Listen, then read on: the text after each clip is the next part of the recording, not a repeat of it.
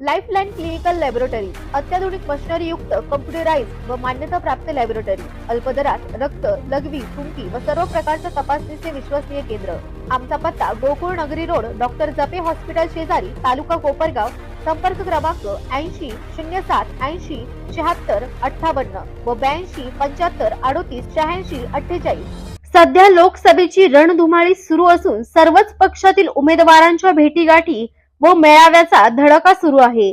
शिर्डी लोकसभा मतदारसंघातही उमेदवारांची लगबग सुरू आहे। शिर्डी लोकसभेचे महायुतीचे उमेदवार सदाशिव लोखंडे यांच्या वतीने कलश मंगल कार्यालयात नुकतेच संकल्प महाविजय मेळाव्याचे आयोजन करण्यात आले होते।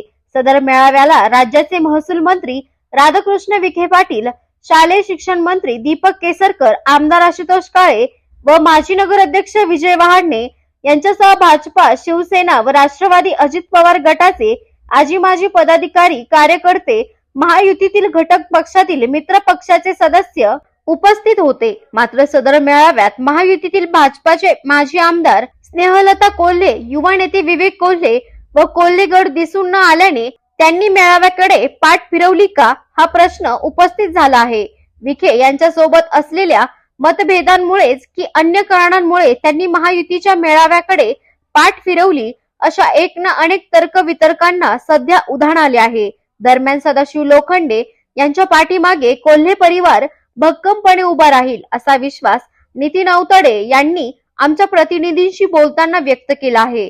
गणेश कारखाना निवडणूक असो किंवा राहता तालुक्यातील ग्रामपंचायतीच्या निवडणुका असो किंवा ग्रामपंचायतीतील निधी वाटपाचा मुद्दा असो, यासह अनेक वेळा महसूल मंत्री राधाकृष्ण विखे पाटील व कोल्हे एकच पक्षाचे असले तरी त्यांच्यातील मतभेद पाहावयास मिळाले आहे। 2019 मध्ये आमचा पराभव मंत्री विखे यांच्यामुळे झाला असा आरोपही कोल्हे यांनी सातत्याने केला आहे।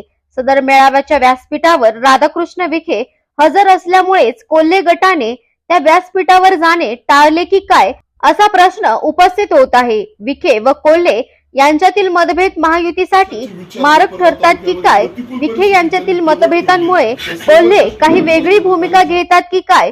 तसेच ते महायुतीचे उमेदवार सदाशिव लोखंडे यांच्या पाठीमागे उभे राहतात की नाही, असे अनेक प्रश्न या निमित्ताने अनेकांपुढे उपस्थित झाले असून त्यांची उत्तरे काही दिवसात मिळतील हे मात्र नक्की आहे।